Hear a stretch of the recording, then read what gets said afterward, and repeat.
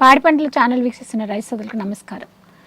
ఈరోజు అభ్యుదయ రైతుల పరిచయవేదిక కార్యక్రమానికి శ్రీ పొట్టి శ్రీరాములు నెల్లూరు జిల్లా కొడవలూరు మండలం గుండాలమ్మపాలెం గ్రామానికి చెందిన అభ్యుదయ రైతు శ్రీ డేగా మురళీమోహన్ రావు గారు విచ్చేశారు. మురళీమోహన్ రావు గారు నమస్తే అండి. నమస్తే. వీరు వరి పంటలో అధిక దిగుబడులను ఇచ్చే వంగడాలు సాగు చేస్తున్నారు.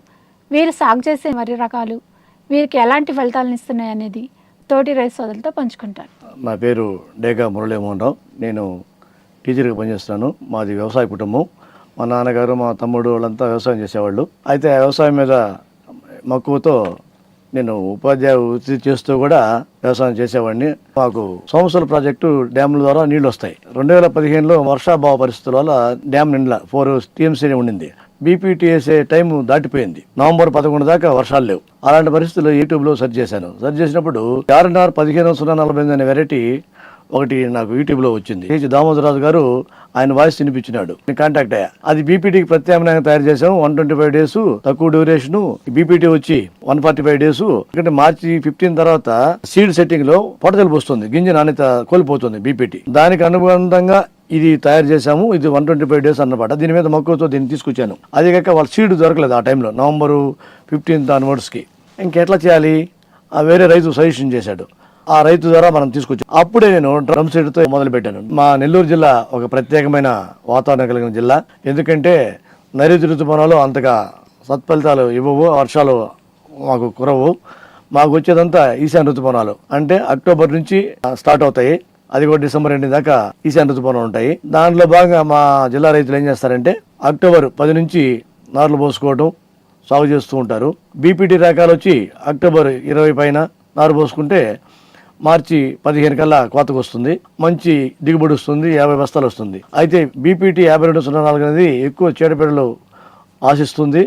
రైతులకి బరువు కనిపిస్తుంది. అంటే ఖర్చులు పెరిగిపోయి రాబడి తగ్గుతుంది, చీడపీడలు ఎక్కువ. దాన్ని దృష్టిలో పెట్టుకుని నేనేం చేశానంటే రాజేంద్ర నగర్ వెరైటీ 1548 అనే వెరైటీని నవంబర్ మొదటి వారం 2వ వారం కానీ సాగు చేసుకుంటే మనకు మార్చి మొదటి వారం కల్లా కోతకు వస్తుంది. అది 45 బస్తాల నుంచి 50 బస్తాలు దిగుబడి వస్తుంది. సన్నగింజ రకం. అయితే అది ఫోటో సెన్సిటివ్ వెరైటీ. దాన్ని జాగ్రత్తగా వేసుకోవాలి. 27 రోజుల లోపల నారేసు వేసుకుంటే సత్ఫలితాలు వస్తుంది. అది ముదురు నారేసుకుంటే మాత్రం వర్షం ఉండి కూల్గా ఉండే ప్రాంతంలో చిట్టిని వచ్చేస్తుంది. వేసిన మొక్క వేసినట్టుగానే వస్తుంది. దాంట్లో ఉండే డిమెరిట్ అది. దాన్ని అధిగమించాలంటే మనం ఏం చేయాలంటే ఇంకా మిగిలితే 20 రోజుల నుంచే నారేత వేసుకుని దాన్ని సాగు చేసుకోవాలి. దాంట్లో ఉండే గుణం అది ఫోటో సెన్సిటివ్ వెరైటీ. ఇకపోతే పిండి యూరియాని తగ్గించుకోవాలి. అది ఎక్కువ ఏంటంటే ఒక అరకట్ట యూరియా, 15 కిలోల పొటాషు దుక్కులు వేసుకోవచ్చు. దాంతోపాటు డిఏపి కూడా అరకట్ట వేసుకోవచ్చు. అరకట్ట యూరియా, అరకట్ట డిఏపి, 15 కిలోల పొటాష్ మొదటిసారి.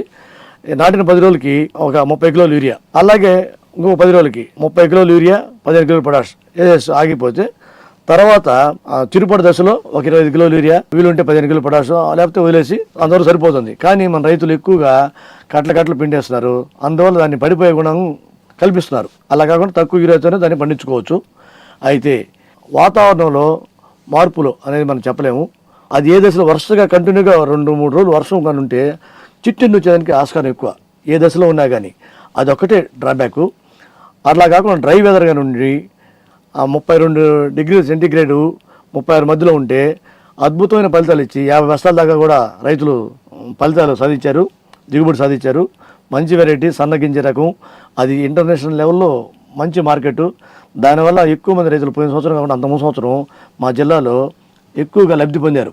గత సంవత్సరం మనకు వచ్చిన తుఫాను వల్ల, చల్లటి వాతావరణం వల్ల సంక్రాంతి వరకు కూడా టెంపరేచర్ పెరగల. ఆ డిఫెక్ట్ రైతులు చాలా ఇబ్బంది పడ్డారు.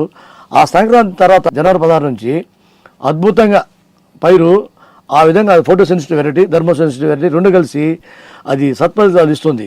మార్కెట్లో దాని రేటు పుట్టి 24,000 దాకా కూడా అమ్ముడుపోయింది. రైతులు దిగుబడి తగ్గినా రేటు పరంగా మంచి లబ్ధి పొంది హ్యాపీగా ఫీల్ అయ్యారు. ఆ వెరైటీని ఎవర్ గ్రీన్, అది ఇంటర్నేషనల్ లెవెల్ మార్కెట్ కాబట్టి దాన్ని కొనసాగించవచ్చు. మా జిల్లాలో రైతులు కూడా దానివల్ల చాలా మంది లబ్ధి పొందారు. ఈ షుగర్లెస్ అనే వెరైటీని, అదే 1548ని ప్రైవేట్ మిల్లర్స్ హాట్ కేక్ లాగా తీసుకెళ్తున్నారు. తయారు చేసిన శాస్త్రవేత్తలకి మన దామోదరరాజు గారు అయితే, సురేంద్రరాజు గారు అయితే వారికి ధన్యవాదాలు చెప్తున్నాను. వారి సాగులో వారి అనుభవాలను పాడి పంటల ఛానల్ ద్వారా చాలా చక్కగా వివరించారు. మురళీమోహన్ రావు గారికి ధన్యవాదములండి. నమస్తే అమ్మా.